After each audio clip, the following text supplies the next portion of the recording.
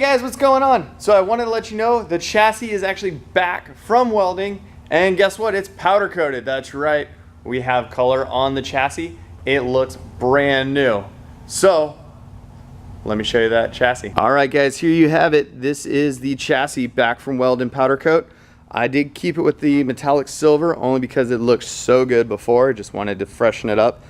So you'll notice right here, it's all welded together. That they got taken care of. No nasty booger welds. It's nice, sharp looking.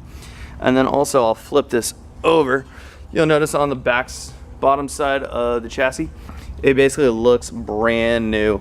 Kind of lucked out getting this chassis and the fact that it didn't have frame damage.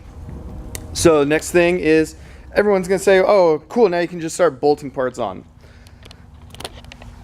I would love to be able to just bolt parts onto this thing, but unfortunately there is a little bit of chassis prep to do. I do have to clean out some holes, make sure everything is good to go and be easily accepted.